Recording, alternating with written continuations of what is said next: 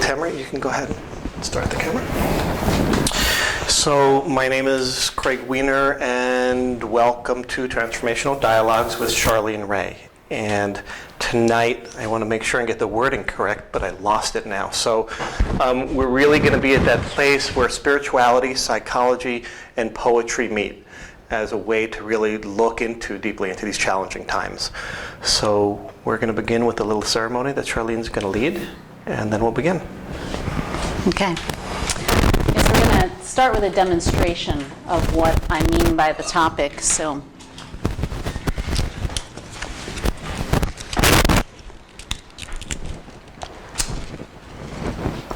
we'll light this candle as a way to open the space, create a container, and dedicate the evening to love and to what wants to evolve in each of us. Also holding in mind the charity for the evening and those who don't have a home. Hard to believe sometimes that there are people on this island that are homeless, but there are, and there are many wonderful people working on big efforts to create homes for them. So we'll hold them in our hearts as well.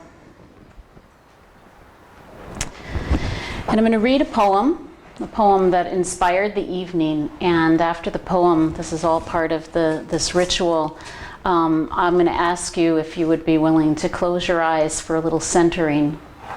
And then when you hear the bowl again, we'll open our eyes and begin talking a little bit more. And you can close your eyes for the poem too if that feels right.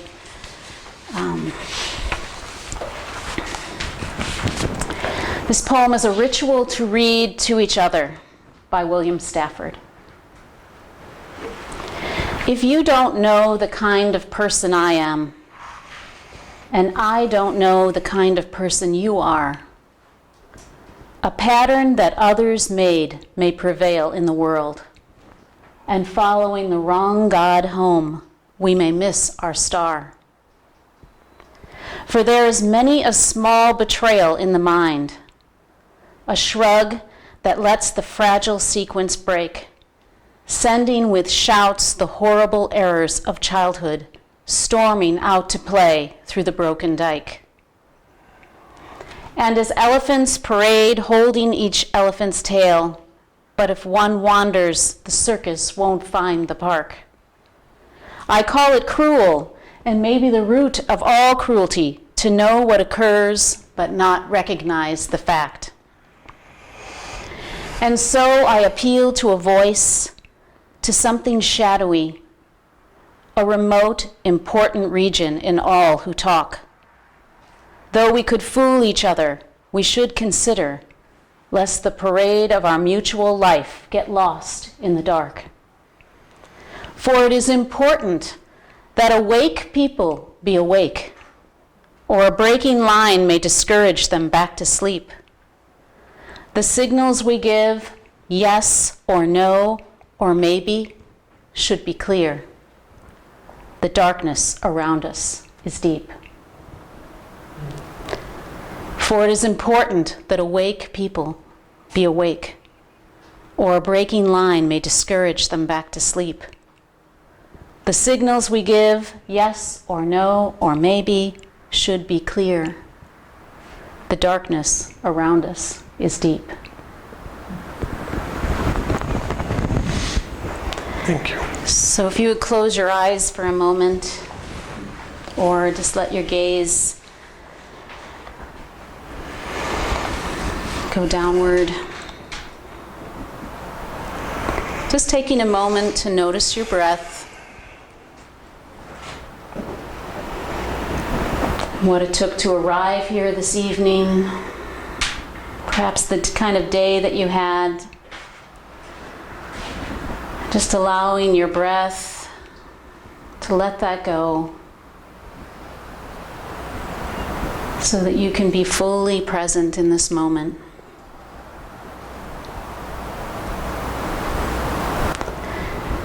You might feel your feet on the floor, connected to the earth. Feeling yourself calm. Or maybe not. Maybe there's other feelings that have come up as you heard that poem. And as you begin to think about how did that poem feel,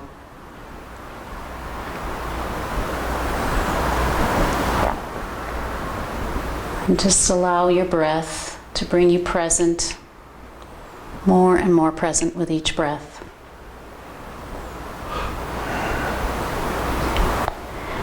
And bring your attention to your heart and allow your breath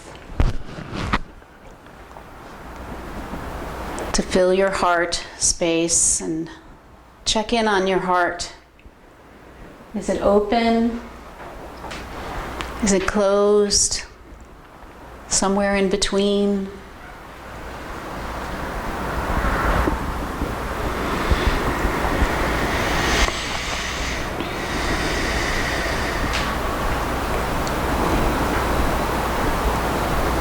For it is important that awake people be awake, or a breaking line may discourage them back to sleep. The signals we give, yes or no or maybe, should be clear. The darkness around us is deep.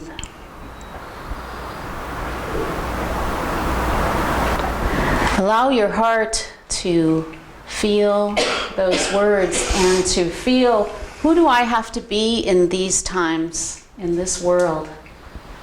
Who do I want to be?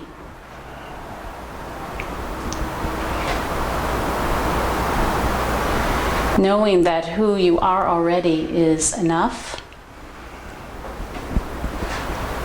There might be a pull in you to be something or bring something more into the world. Just allow whatever comes to be sitting there in your heart. Opening you to the evening and the conversation.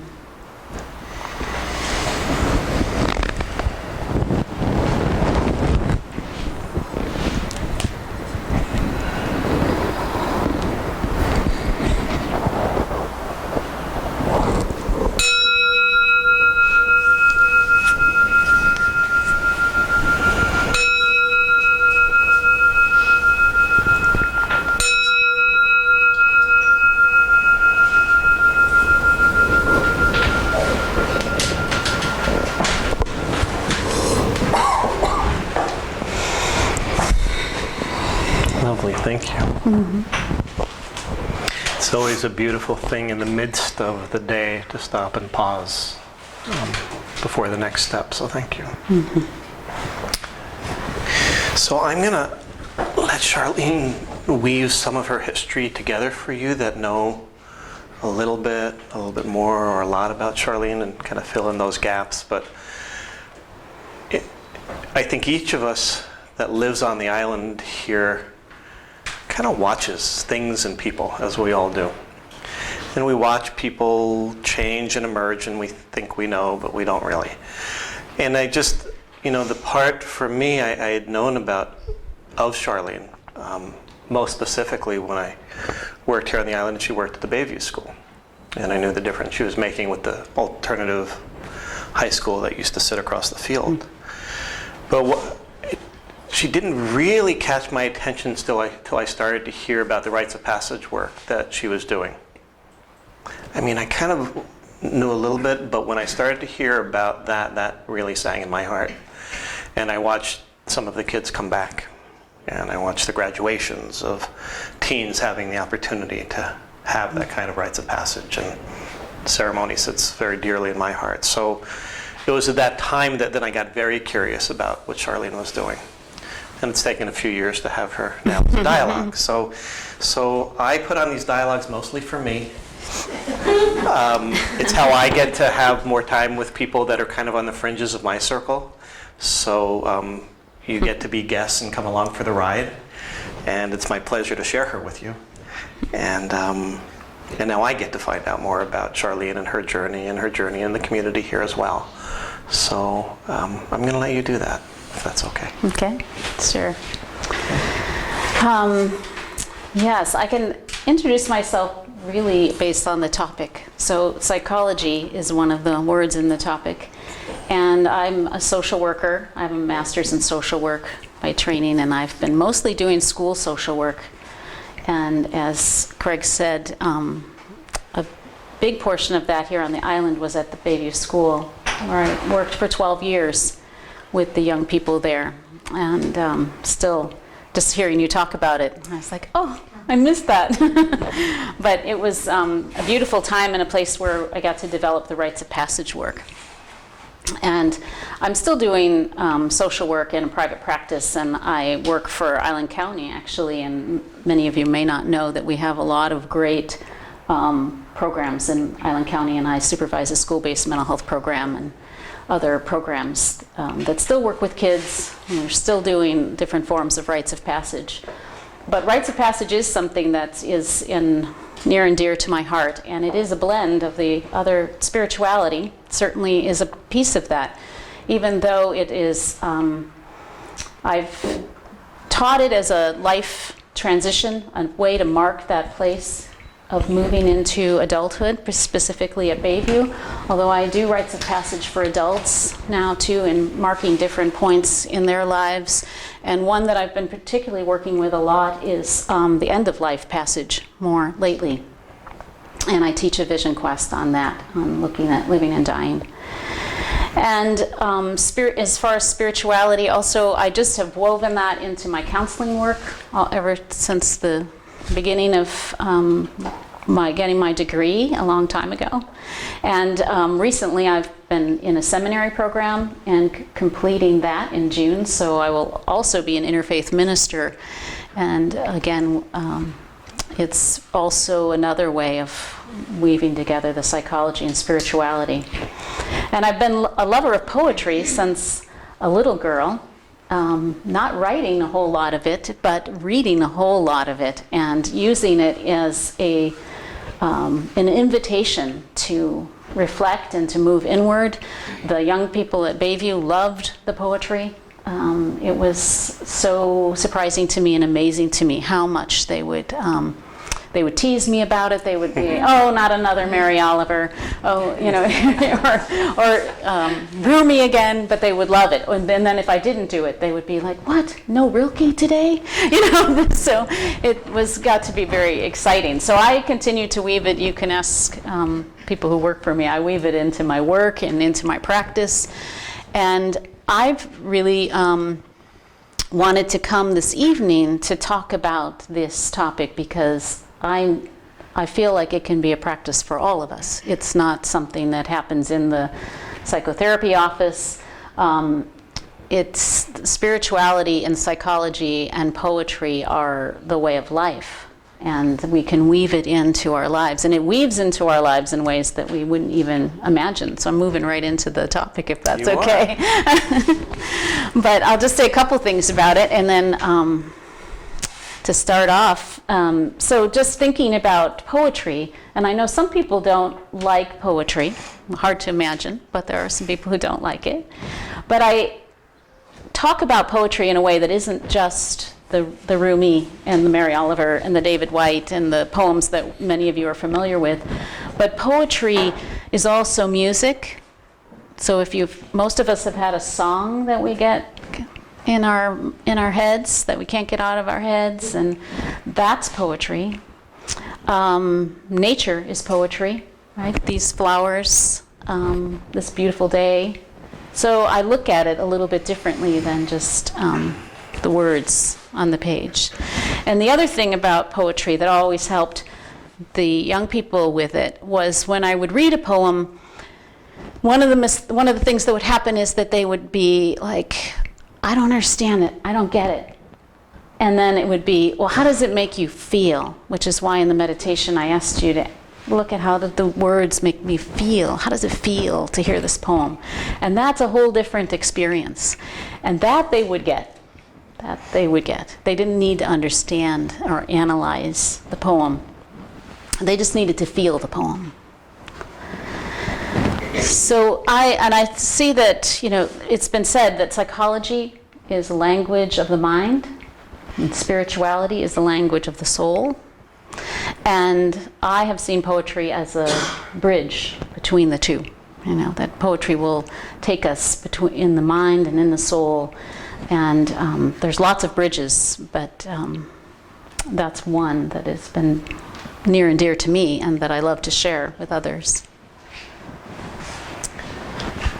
So life now is some creation of ceremony for people, some private practice, some teaching, and kind of a dance of all of that? Yes.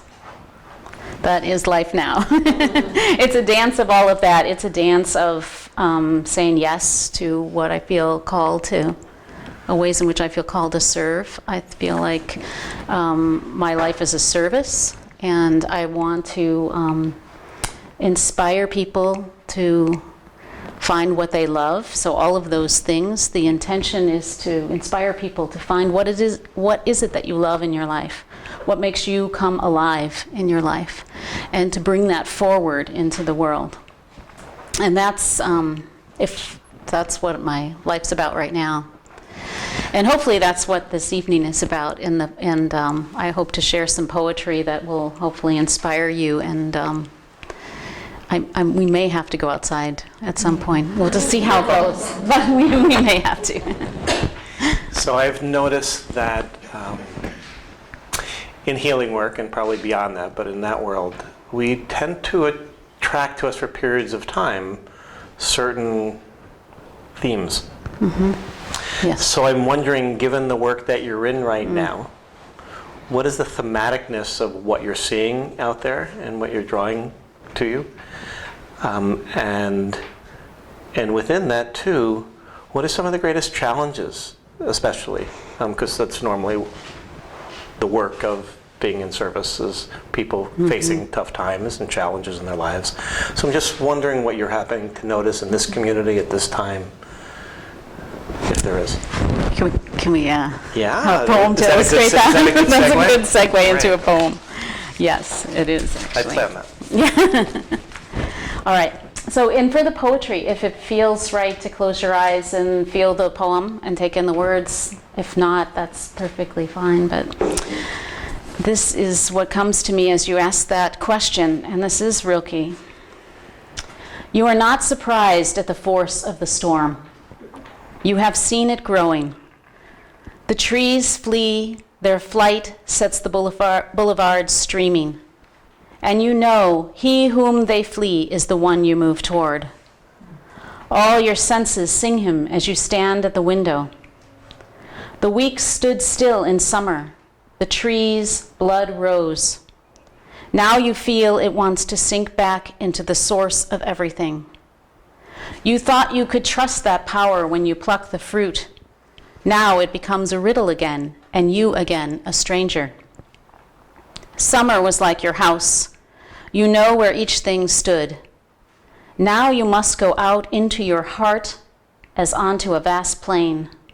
Now the immense loneliness begins. The days go numb. The wind sucks the world from your senses like withered leaves. Through the empty branches, the sky remains. It is what you have. Be earth now, an even song. Be the ground lying under that sky. Be modest now, like a thing ripened until it is real, so that he who began it all can feel you when he reaches for you.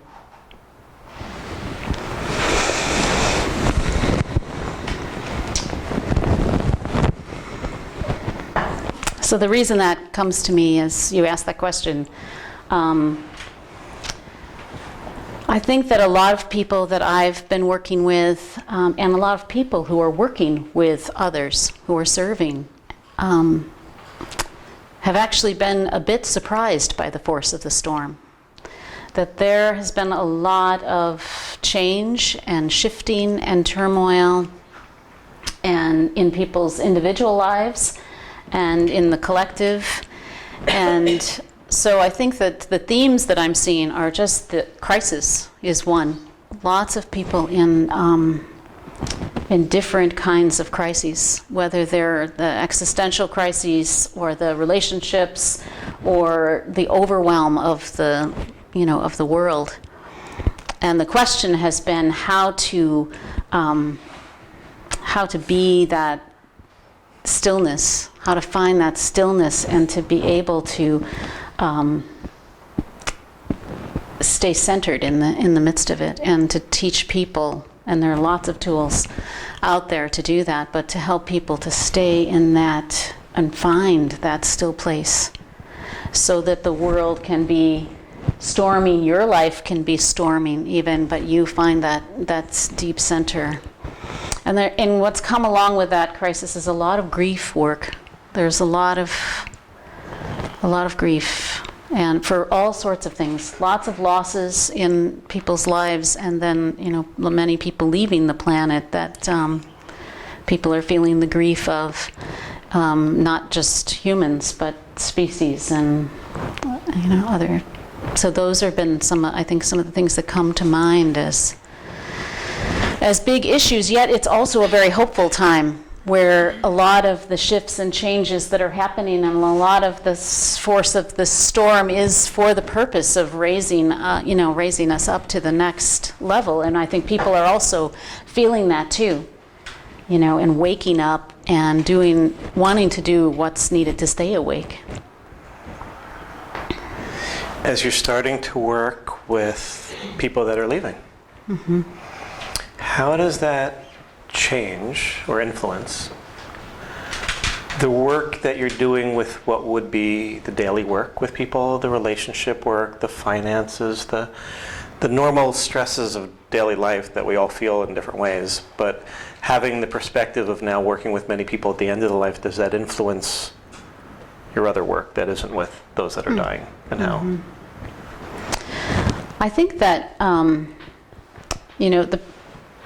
that it definitely does influence that, and I think that what the influence is that what you bring is a greater appreciation for life and the time that we have here in our human incarnation, and really wanting to help people zero in on to what is truly important.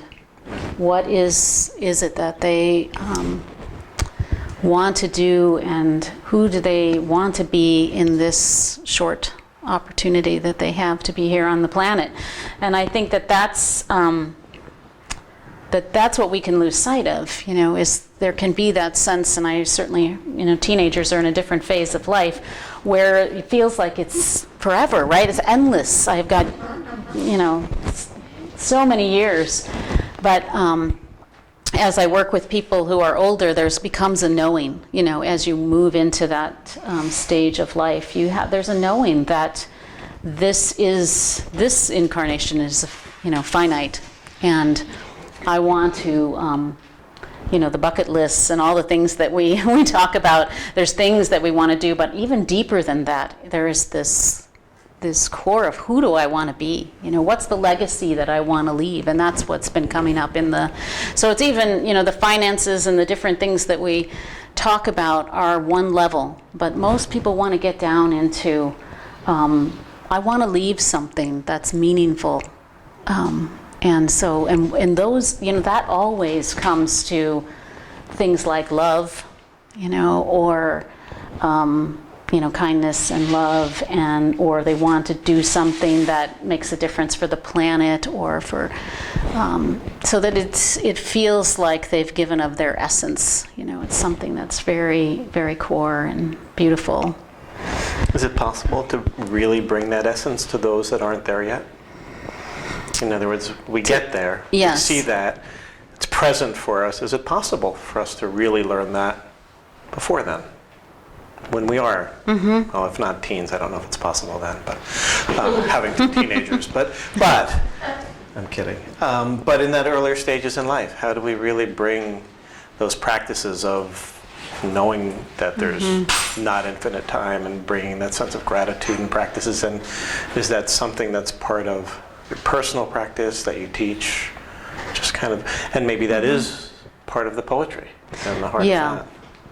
I do think for me it's part of the poetry. Everyone will need to find what it is that's their vehicle. For some of you, it may be poetry. For others, it's nature itself. It's being out with the trees and the plants. It's digging in that garden. It's those things those experiences where you feel connected to something greater than you. No matter what you believe that to be. If you believe in God or you believe in Buddha or Muhammad or all of them, or do you just believe in this world and nature? Whatever it is, there's a connection that you feel. It's like on the level of awe and wonder. Mm-hmm. It's that sense of, and I think that the more experiences we have at that level, it can really help us. And I think that that actually teenagers get it more than we realize. And I learned some big lessons in that from the teenagers at Bayview about what they got, about what was really important in life. And then of course when death happens, if they experience a death, and unfortunately there have been many tragedies on this island with young people, and there's something that happens there, even if they don't change some of their behaviors that you think they might change as a result of an accident or something. They get something on a different level in terms of that life can be gone in an instant, and that's something that helps them. And helps all of us, really. If any of us have experienced, and most of us have by this time, experienced the death of a loved one, that feeling of they were here and now they're gone, like where did they go? And that feeling kind of, I think, really has an impact on most people in terms of, if that's them, it will be me as well. And I think that's very powerful. Teaching for getting it, for sort of getting that essence. And the other thing is that it doesn't really matter if we get it. That's the other piece. Because the real thing is in how we're living every day. Because if we're living every day from a place of love and joy, and we're going to get it. And so the focus isn't so much on getting something, it's just being with life and being with each person that we're with fully and being present. So a lot of it comes to mindfulness too, and I use a lot of mindfulness in my practice, and both my own personal practice and in my practice with others, in becoming very present to the moment, and whatever the moment is, if it's a dark moment or a light moment, because we're going to have them all as they're part of the human experience. I like to look at challenges because I think that they force us to look at who we are at any stage without judgment. Mm-hmm. So to the degree that you wish to, perhaps how you might have faced a challenge on island before really be appropriate. But I mean, something where you had to face and bring some of the skills, whether it be of ceremony, of mindfulness, of poetry, and how you use that, how you incorporated that in whatever challenge you had to face, if you wish to, and if not, that's fine.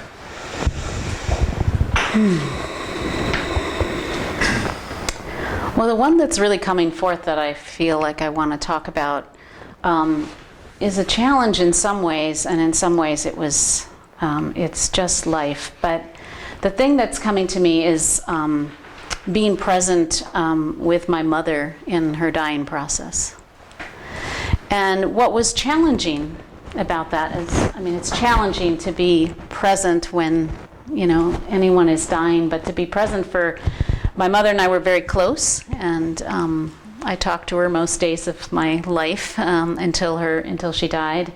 And the challenging piece of it was to be able to stay centered and steady and be present for her, and at the same time make space for my own depth of feeling, so that I could begin my own process of letting go, and so she could let go, and to be present. I have two older brothers who don't live on the island, and they were having a different kind of experience, because she was here in Brookhaven, and I was able to be with her, and they're in the Midwest, and they're wanting her to get better, and not really realizing, even as I'm telling them, she's not going to get better. So it was, and poetry was a huge gift to me. The poetry of, Mary Oliver, she's written a couple wonderful poems about death. I don't know, I might have one. But I think that there's another poem that's coming to me too that was helpful.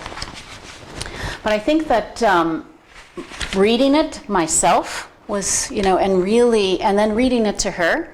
Mm-hmm. And the last 3 days that I was with her, I read some poetry, and just being present with her, that was a tool that definitely got me through, besides, of course, the support of friends and my students. That was a year where I was still at Bayview and in 2011, and I decided to use the whole experience as a teaching moment for my students, which was another challenging thing, was to balance how much self-disclosure to have, and to also, I wanted to be real with them and authentic, because they knew something was going on with me, but I also wanted to not have them feel like they needed to take care of me. Right.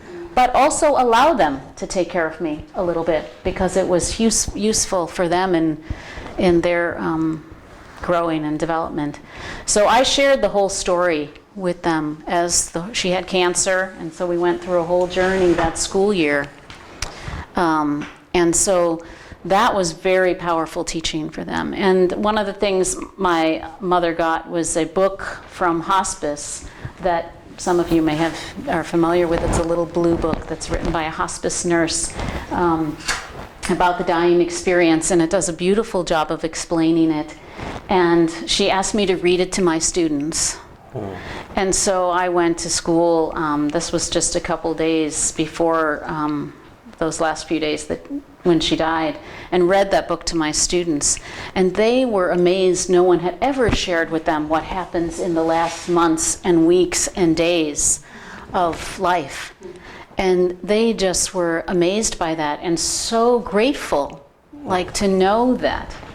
And then we talked about deaths in their lives, and they shared, a lot about losing grandparents and parents. And it became a very powerful learning tool for them. And for me, with my brothers as well, it was heart-wrenching at times to listen to them not want to let go of their mother, but the challenge was to really to listen deeply and give them the space for their feelings, so then they could let go, and then she could let go. And the beauty that comes with every challenge, right? There's beauty always in the challenges. So beauty was the Bayview, what happened at Bayview with the students, and the beauty was also in my mother. And if any of you have been with people who are in the last days and hours of their life, you know that we become our essence, or we can. Some people die very painfully and miserably, I do know that. But my mother was the essence of love and kindness, and she dissolved into it, and it was a beautiful thing to see, as hard as that was for me to let go of her. So it's that's one of the challenges. And thank you for sharing. Sure.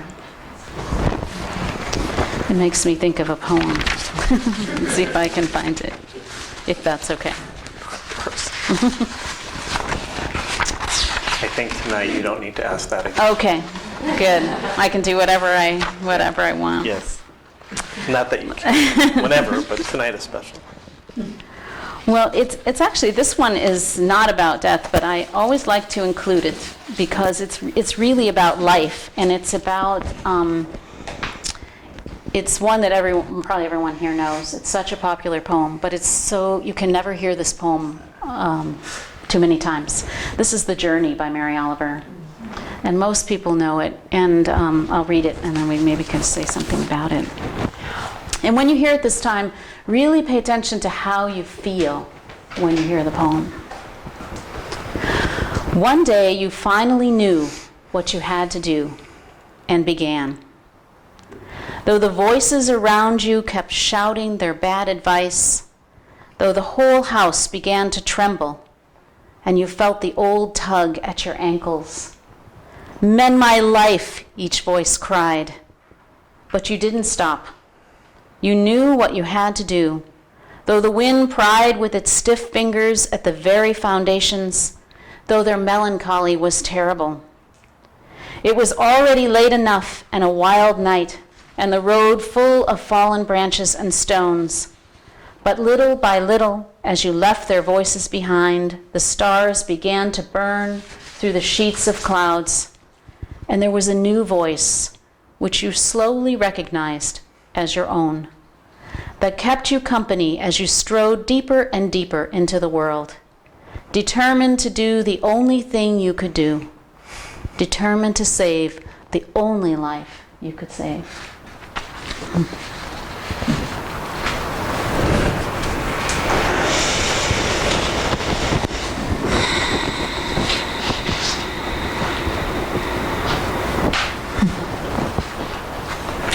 And I think, that is one of the favorites. I probably thought of that one too, because that was always a favorite of the baby students. Because it's so much about, for them it was so much about, many of them had so many responsibilities to take care of parents who were on drugs, or siblings who were small, and because mom and dad weren't available, or whatever their responsibilities, and there was this sense that they even at their young age could not live their own life, or maybe it wasn't about their family, but it was just about all the things that had happened just personally, that were going on personally in them, and this sense of I can say yes to my own life, and I can save the only life I can save, the only person who's I have any power over is myself and my choices and my life. And so many of them found this poem to be very freeing, as many adults do as well. But it's such a powerful message. And it was a poem I read to my brother when he was having a hard time letting go, and we talked about how he just wanted to make her better, and for him, his take on it, which is different for everyone, was the mending of the life. Was he needed his mother in his life still to mend his life, and he wanted to mend her life. And he finally, though, in some talking and lots of crying, realized that he had to let go, and he could then save his own life. And so I think that that was the first time I think I'd ever read a poem to my brother too, because I'm the weirdo in the family for a number of reasons.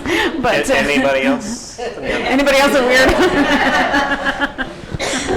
But he appreciated it, and he appreciated the poems that we read at her memorial too, when they did come out for that. Yeah. The melding that you speak about, in my mind, in the world of psychology as it existed for quite a long time now, seemed very artificially boundaried. The idea of the mind and psychology and the way we think and behavior and emotion, it just always felt like there wasn't room for spirituality. The creative aspect got left out. So do you think that it's,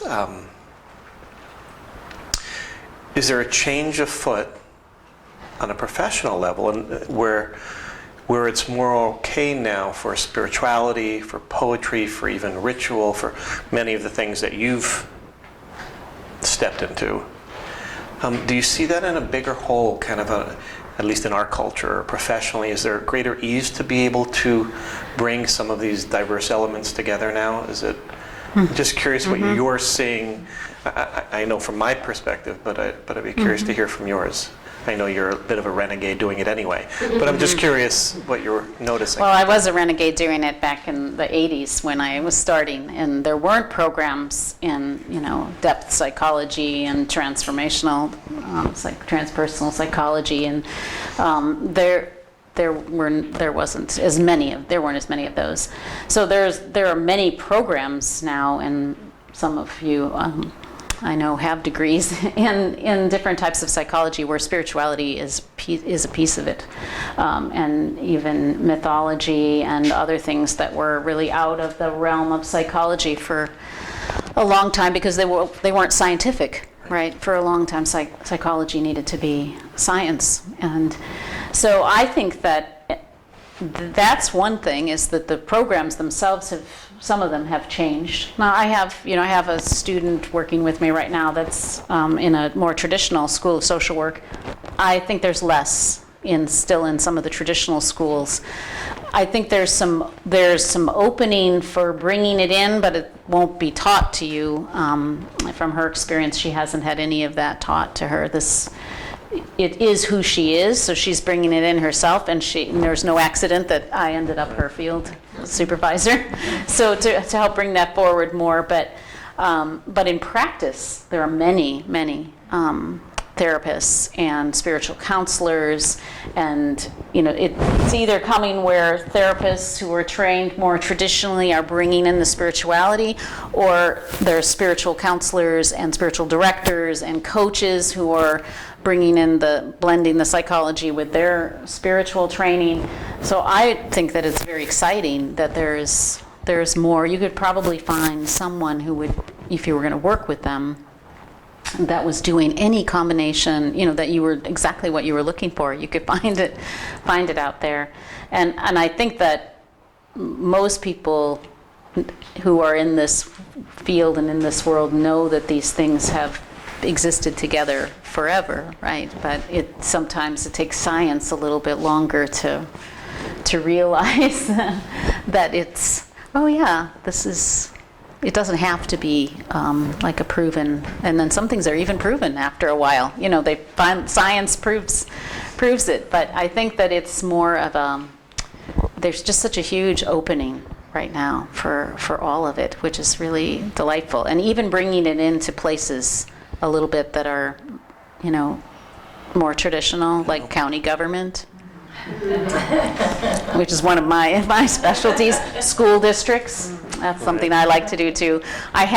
One of the things that I have always liked to do have been to bring the spiritual, make it practical, and see if I can infuse it into some of the systems that could use a little bit of that, like schools and government and things that change a little bit slower. Yes, they change a little bit slower, but there have to be people. I feel like there are some people who like to go full in with the change, and sometimes that's a little too much for some organizations. And I'm one of those people that likes to be a bridge, and I'm patient and steady, so I work slowly, and through that I've seen some huge openings. I mean, Bayview was a wonderful example of what we could actually do and provide for the students. What is unique? I mean, I know, but I want to hear it through your eyes and voice about ritual and ceremony that blends elements of psychology, change, belief, feelings, spirituality. How as a container have you, I don't want to say explored that, but what do you find that makes it a unique catalyst that's just beyond any of the single pathways? I'm just curious if you could speak to that a little bit, having done a lot of the vision questing and a lot of the other work, especially with the youth and adult.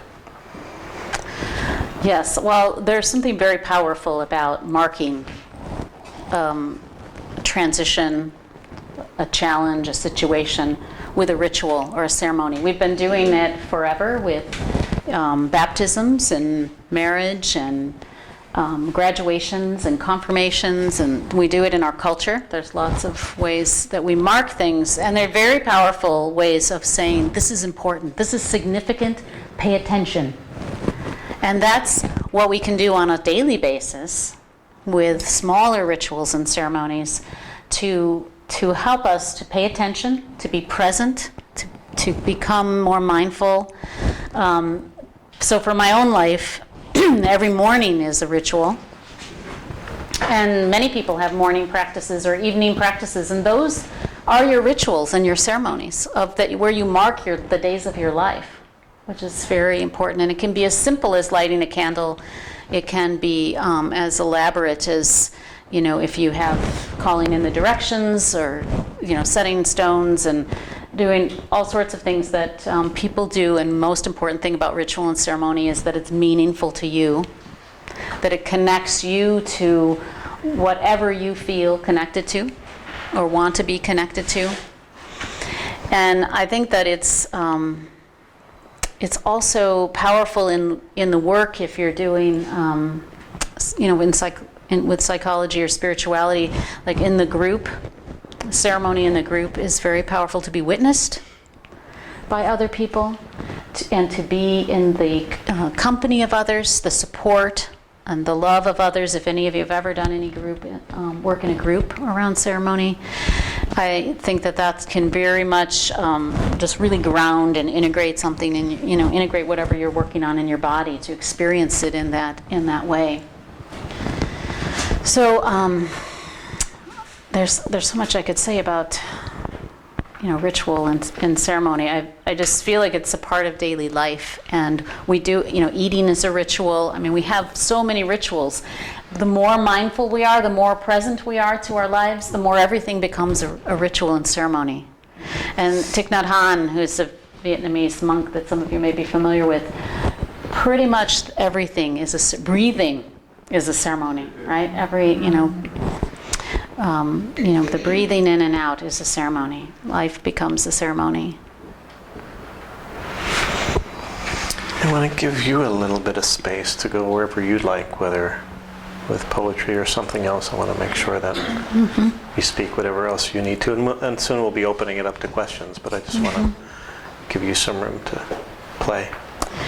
Well, there's a poem that wants to come for some reason, and sometimes this is the beauty about poetry, is I'll just get that I need to read a poem and I have no idea, but there'll be at least one person in the room that the poem speaks to. And so this one I haven't read in a while, but it really wants to be read, and it's One Source of Bad Information by Robert Bly. See if you're familiar with this one. It's there's a boy in you about 3. There's a boy in you about 3 years old who hasn't learned a thing for 30 years. Sometimes it's a girl. This child had to make up its mind how to save you from death. He said things like, stay home, avoid elevators, eat only elk. You live with this child, but you don't know it. You're in the office, yes, but live with this boy at night. He's uninformed, but he does want to save your life. And he has. Because of this boy, you survived a lot. He's got 6 big ideas. 5 don't work. Right now, he's repeating them to you.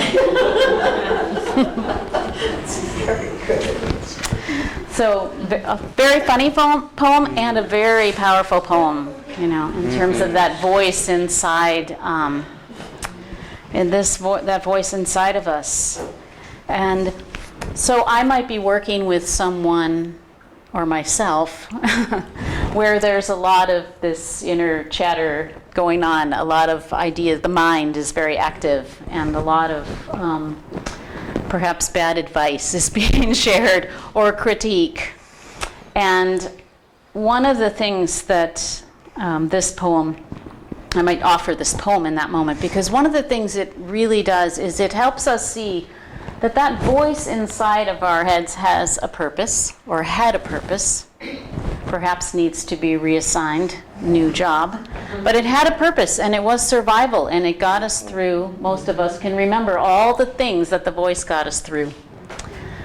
But the thing is that the voice has to shift, because it keeps repeating to us these ideas and these thoughts that do not work or are not helpful.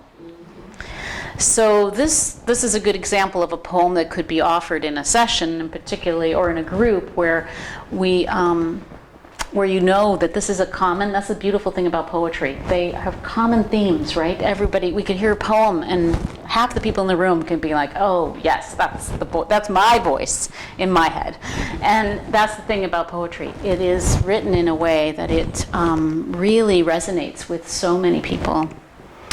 And so I might offer something up as a tool for discussion and for learning and looking at things in a different way. And again, I would always say first, how does it feel?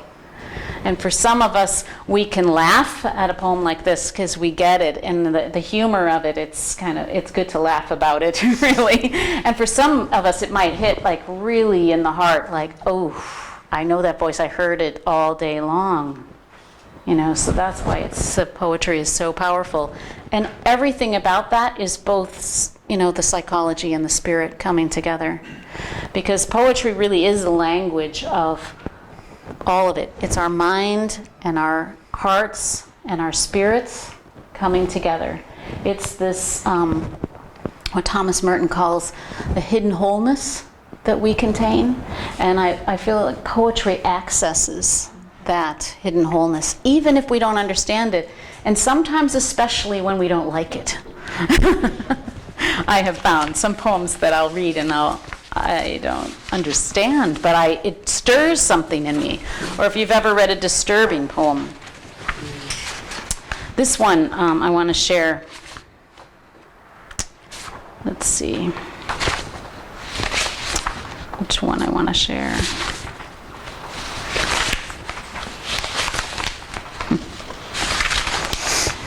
There's so many.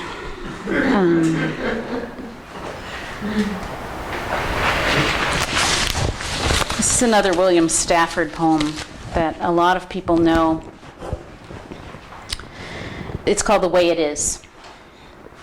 There's a thread you follow. It goes among things that change, but it doesn't change. People wonder about what you are pursuing. You have to explain about the thread. But it is hard for others to see. While you hold it, you can't get lost. Tragedies happen, people get hurt or die, and you suffer and get old. Nothing you do can stop time's unfolding. You don't ever let go of the thread. I see a lot of heads nodding, so people know that. And one of the things that I think is important for me around poetry is I don't spend a lot of time with people analyzing it. I really want people to just hear it and just experience it and feel it. And I know that I would just be really upset if we didn't read Rumi. So I'll read a Rumi, and then I think we'll maybe go into another tiny little meditation before we maybe open it up. So this is a Rumi that not everyone has heard. There's so many Rumis that are over and over again you just hear, and they're beautiful, and that's good. Repetition of poetry is very powerful because it really, just like a song, when we hear a song that from our childhood, it reminds us of a certain time. That can start to happen with poems that you hear over and over again. They have a certain, oh yes, I remember when I was in that workshop and David White read that poem, and then it's really sat with me. That can be how poetry works too. So this one is Rumi. All day and night, music. A quiet, bright reed song. If it fades, we fade. God picks up the reed flute world and blows. Each note is a need coming through one of us, a passion, a longing pain. Remember the lips where the wind breath originated, and let your note be clear. Don't try to end it. Be your note. Be your note. I'll show you how it's enough. Go up on the roof tonight in this city of the soul. Let everyone climb on their roofs and sing their notes. Sing loud. Be your note.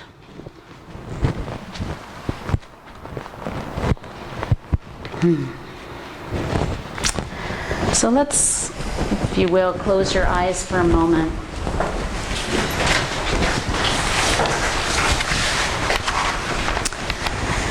Inviting you to just move inward, allowing the words that have been spoken so far and the poetry to just settle somewhere deep within you.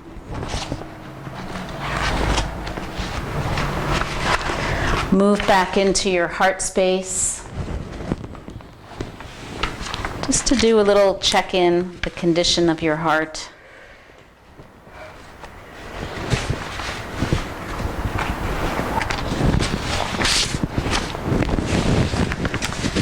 And here's a poem to hear in that space.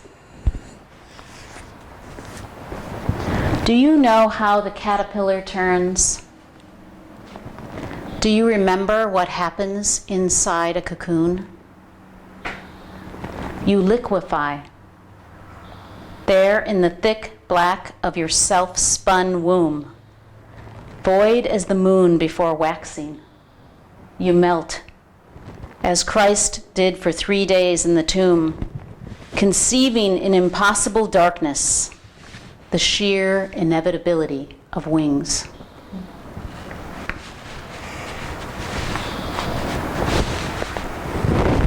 In your heart space, allow these questions to just sit with you and notice what comes up as you think about what brings you joy in your life.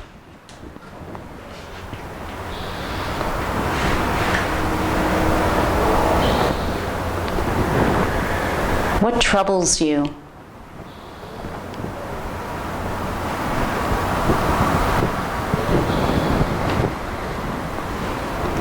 Are you living your own authentic vision of your life?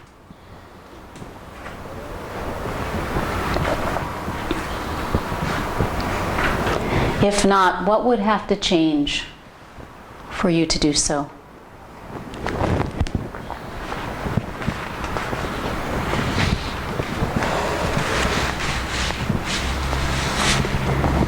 In the process of becoming a butterfly, where are you? Are you the caterpillar?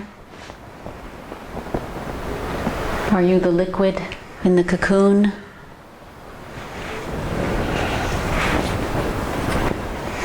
Are you forming your wings?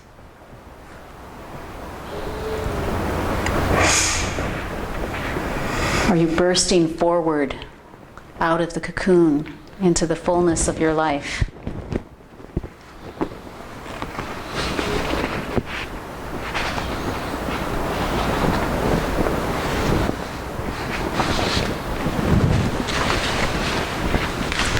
The Summer Day by Mary Oliver.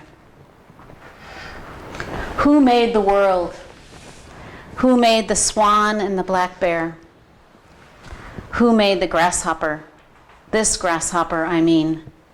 The one who has flung herself out of the grass, the one who is eating sugar out of my hand, who is moving her jaws back and forth instead of up and down, who is gazing around with her enormous and complicated eyes. Now she lifts her pale forearms and thoroughly washes her face. Now she snaps her wings open and floats away. I don't know exactly what a prayer is. I do know how to pay attention, how to fall down into the grass, how to kneel down in the grass, how to be idle and blessed, how to stroll through the fields, which is what I have been doing all day. Tell me, what else should I have done? Doesn't everything die at last and too soon? Tell me, what is it you plan to do with your one wild and precious life?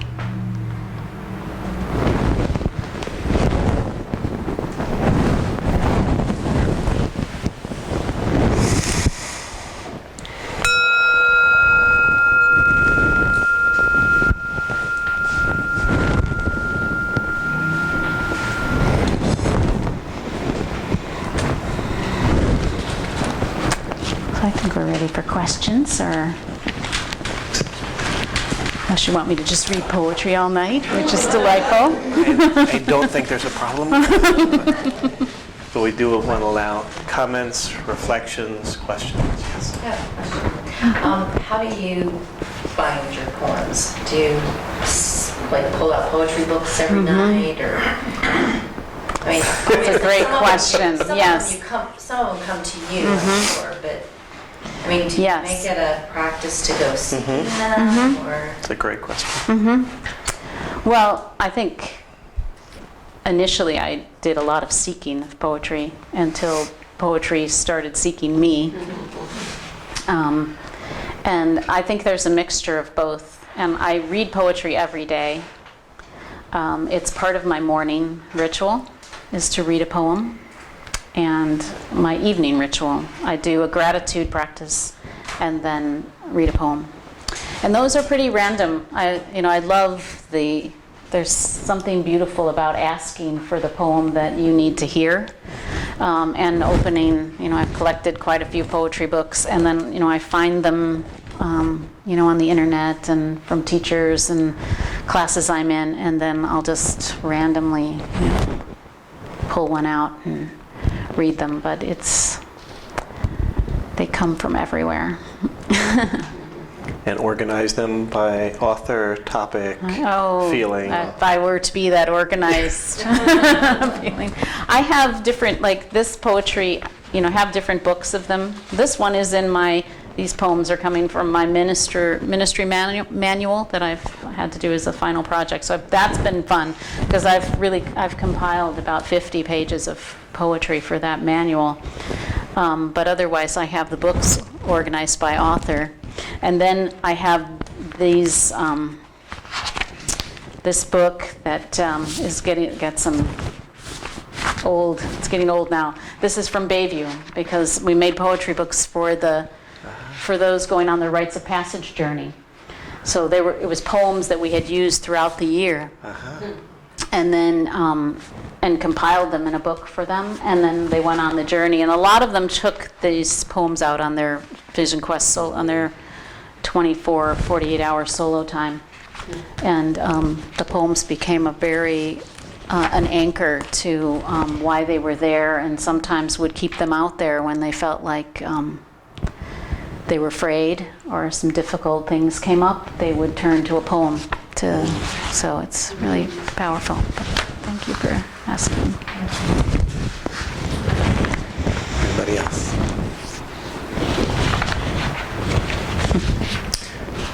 I'm not sure exactly how to phrase this, but the written poem that you read about really singing your note. I wonder if you could speak to your sense and understanding of our culture in general, and how it can be difficult in our culture to sing your note if your note is a painful one.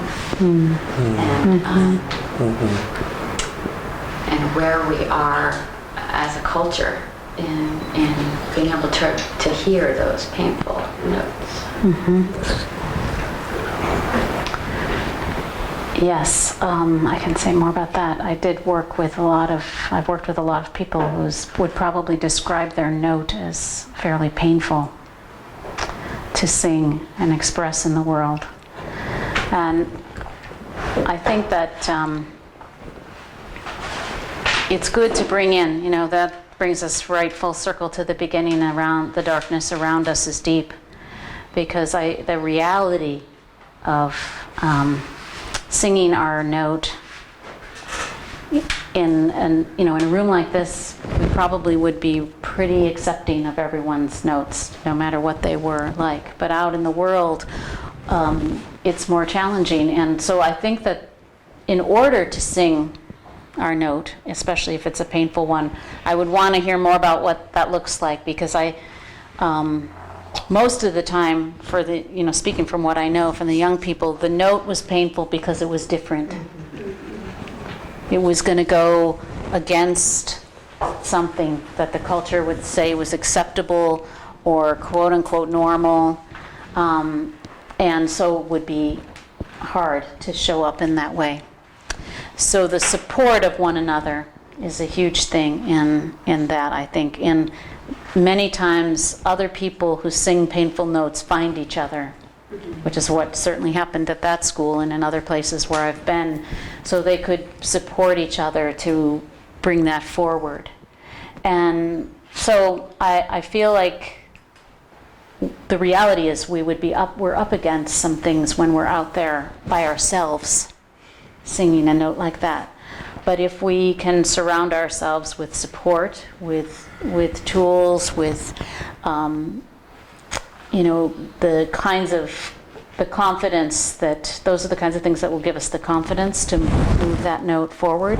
And I think when the note is hard and painful, it's a gentle process. So being really, really gentle with ourselves and getting it forward. And then I think we build a certain kind of resiliency and strength that enables us to keep going even when it becomes, when it's challenging.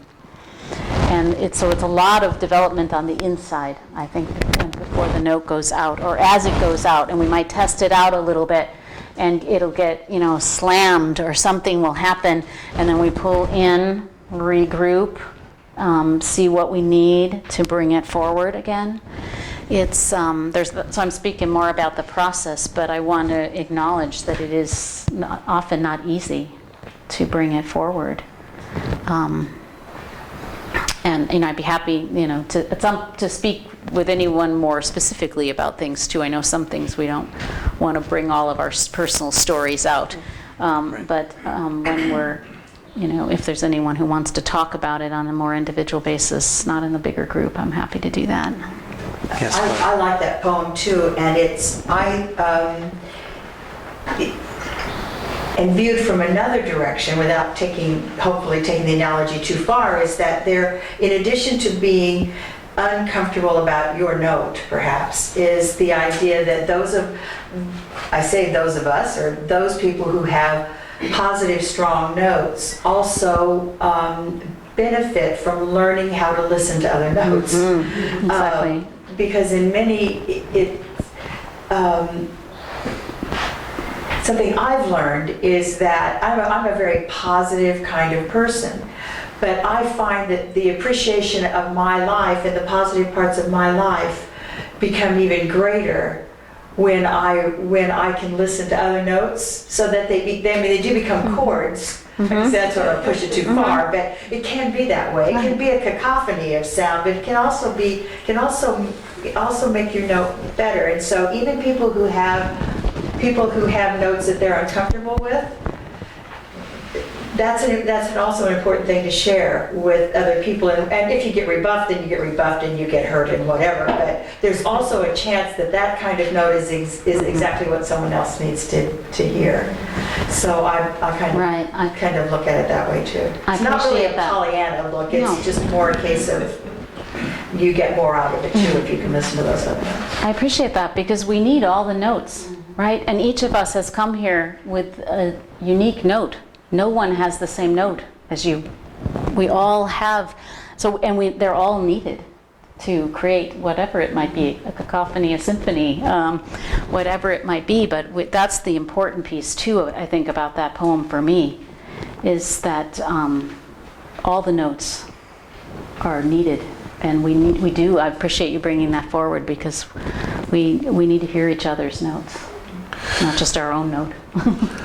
What I would say is implied in that I'd like you to speak to a little bit, is speaking what's dangerous, or speaking what makes one vulnerable. depending on the space that it's spoken into and how it's heard, is either a divergent note that still creates a space of safety in which a divergent note can be heard and safely heard and be different and healing can happen, or it can be very dangerous and re-triggering of trauma and further pain. So speaking to how we speak that which is painful and in what space and how we have a responsibility to create a healing space for others, and being wise with our sharing of a different note. Perhaps you could speak a little bit to that, because on one hand our society says work through it, share, you know, I mean, there's that kind of forcing things to happen, which does not necessarily create healing either. Yeah, I'm not a big fan of forcing things to happen. I'm probably a much bigger fan of taking the time that's needed to for it to be the right time to bring forward whatever it is that you want to share. So I'm always thinking about being gentle with yourself. This piece, really, how does this serve me and my evolution as a human being, is really checking back in with the self and developing a relationship with your inner wisdom, and helping someone do that, I think, can be quite valuable with whatever tool or technique you're using before there's that movement outward. There's a certain inner strength that we want to have, and that can't be forced. That's developed and that's nurtured and takes time. And you know, I'm definitely a big believer of not putting it out there until it feels like it's right for you, for the person, not forcing. But really, I think one of the things we get is the clue is if we start asking the question about how do I get my, I'm continuing to use this, how do I get my note out there? Or how do I get past this trauma? Or this, you know, if we're starting to ask that, that means that the readiness is moving in us. There's something that wants resolution and wants to come forward, and we have to open. A bit of it is just opening to that, and then finding the right, often it's finding the right ally to help us move forward with it. But I appreciate that question, because there's, it can be re-traumatizing to just put it out there, and it can be, you know, there are certain things that, you know, the world, it doesn't matter to me so much whether the world is ready for it. It's more about how you will be received and what will happen. Right. It's tending the soul, because I think the world needs all of it, but it's how we put it out there. It can't handle it all, and sometimes not all at once, so it's there's a lot of self-tending with this, and yeah. Yes. I really appreciate that you are opening this with, and it's bringing a memory to me. 3 years ago, this last weekend, my husband died, and when he was diagnosed, he decided no chemotherapy and to have hospice at home. And so we sat down and we talked about how did he want to do this last stage. And he said consciously. And he loved Mary Oliver. So we had our home set up, which overlooks the Admiralty Inlet, so we could look out at the water. We had lots and lots of plants and candles and soft music to give sanctuary, because he was being lifted off. So on our big coffee table, every Mary Oliver book, and so what he wanted from people, because, you know, when a person is dying, in a sense it's the person who's dying to build a bridge to let the person know what they need. So a person would come into our home, and this included every hospice worker, no matter how many times they came, and they were to pick up one of the books, just open it, go over to him, sit in front of him, and read the poem. And that was a bridge. Now, my husband was 77 when he died, and one of his cancers that he died from approach of not knowing his purpose in life. And as we were going through this very conscious dying, we were able to explore maybe his purpose in life, which is the note, was how he was going to die and how he was going to share that with other people.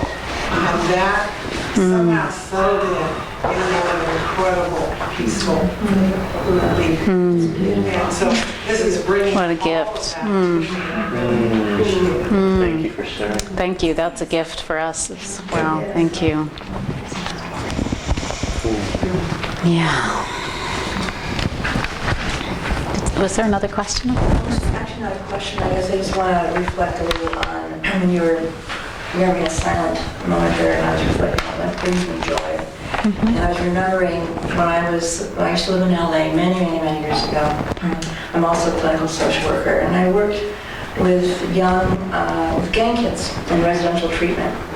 Some of the bad kids, the ones that were labeled so damaged and would never make anything of themselves. And I remember my mom died during that time at one point, and I was going back and forth from LA to wherever she was living. She had cancer, and coming back, the kids would ask me, "How's your mom?" And all of those kids had some mama, some auntie, and the basic, what I'm reminded of now, and I didn't know at the time because I wasn't, I hadn't gone through social work school yet, but I was also not really versed in much that was spiritual. But what I do remember, and now I understand, is presence, the quality of presence.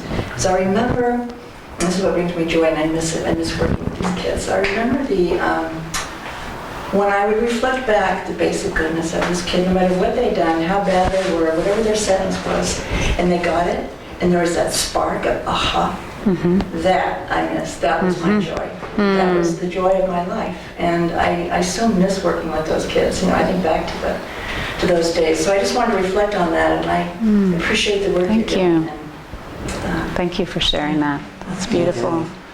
Do you find that this is a question for you now. Do you find that you replicate that with other people that are around you? I mean, not the kids that you're with anymore, but with your friends and When I can get out of my own way, and I have to be, when I can get out of my Amen. own way. That's right. Amen. Yes. So it's like the quality of my presence, and that's been that's kind of my quest right now, is how do I use my ego to serve me, but not, but be present, be able to be fully present and just use it as a tool to make my dinner and get me up in the morning. Because I was thinking about what a gift that would be to those of us that aren't bad kids, that still have, for someone to recognize that in us and as we get older, it's perhaps even more important that there are people around us that can do that. So I would think that would be a wonderful way to continue to experience that joy. And perhaps we could all qualify by having an inner bad 9-year-old. Yes.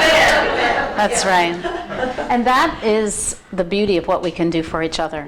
No matter what you're bringing forward, no matter who we're working with. I really get that I miss it too. I miss the school not being there, and I miss working with the kids, and I get that you do. And we can do that for each other. And that's what helps bring forth the painful notes too, is when we're listened to and we are mirrored back, reflected, heard. It gives us the courage and the strength and those aha moments where, oh, yeah, and we can bring it forward. And that's what we're really all here for each other. I mean, really, that's what this is about. Yes, Rebecca, last question. Rebecca. Could you just share briefly what your gratitude practice is? Yes. So the one I've been doing for years and years is a very simple one that many people do, which is I just keep a gratitude journal and I write about 5 things. I reflect my day, review my day, from the beginning to end. So it's a great way to review the day. And then I write down 5 things that I'm grateful for. Sometimes, some nights it's quick, it's like the cat on the lap or whatever, it might be quick. And sometimes it's a little story that I might tell in the journal. And then what I often add to that is a practice that I learned from Rachel Naomi Remen, which some people might know, which is about where she asks you to take a look at what moved me, what inspired me, those types of questions. I mean, there's a third one too that I'm not thinking of right now. But definitely what moved me today, what inspired me, And so in any type of question like that can also be a gratitude practice. What gave me joy today? Where did I see beauty today? So whatever resonates with you is good to have. But there's one thing about gratitude practice that I have been amazed by, because it's so simple. But the more you do it, the more grateful you become, and the more things show up in your life to be grateful about. It's like a miraculous little simple thing, but it's so true. And then you just find you're grateful all the time, and that you're just cultivating that gratitude, the attitude of gratitude, as they say. So yeah, yes. I'm back on the painful note. Yes, let's go back there. I was thinking about the Rumi poem that has always meant so much to me about the hollow reed. The VR, the hollow reed, that whatever your conception of great hoo-ha is, plays through us. And a lot of my life, the painful note has been feeling very different, feeling a maverick, not quite fitting in, and I fit in now well with a lot of people on Whitby who have that same issue. But it has helped me to speak up by taking it to this other level and saying what wants to speak through. And if something is just pounding at me, which it will happen, where I've got to talk about this, I've got to give a talk on this, I have to write a blog about this. When I get out of my own way about will it be received and just go, something wants to come through me, let me be that hollow reed. That's sort of that spiritual part of I think, working with people and saying, getting out of the personal I can be a wonderful way to become courageous about what you wrote. Yes, thank you. Thank you for sharing that. And that reminds me of something that I shared with the school counselors today about, also from Rachel Naomi Remen, around the difference between fixing, helping, and serving. If some of you have read her article on that, it's quite good. And one of the things that reminds me of is that she talks about when we serve, which is the place that we want to work from, it's seeing people and life as whole.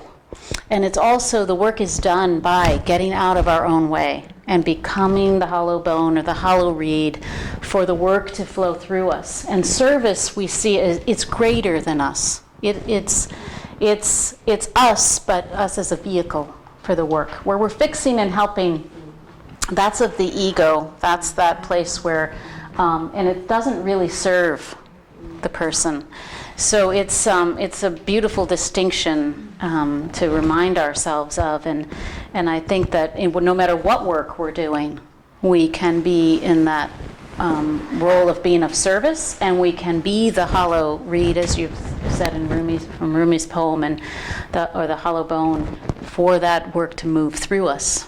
No matter what, we don't have to be healers. Certainly, if we are healers, that's the best way to do that work. But any kind of work, and just who we are in the world. Well, we should end with a poem if we're going to end.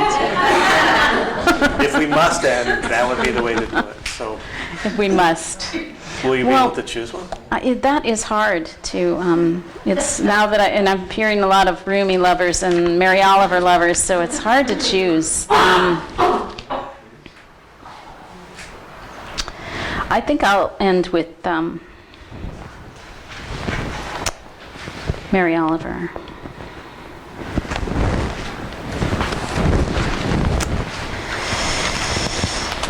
So this is her poem, Messenger. My work is loving the world. Here the sunflowers, there the hummingbird, equal seekers of sweetness. Here the quickening yeast, there the blue plums, here the clam deep in the speckled sand. Are my boots old? Is my coat torn? Am I no longer young and still not half perfect? Let me keep my mind on what matters, which is my work, which is mostly standing still and learning to be astonished. The phoebe, the delphinium, the sheep in the pasture, and the pasture, which is mostly rejoicing, since all ingredients are here, which is gratitude, to be given a mind and a heart and these body clothes, a mouth with which to give shouts of joy to the moth and the wren, to the sleepy dug-up clam, telling them all over and over how it is that we live forever.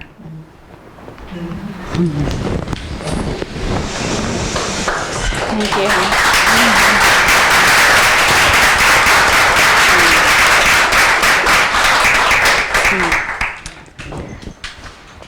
Thank you. So, in closing, a few things. Number one, the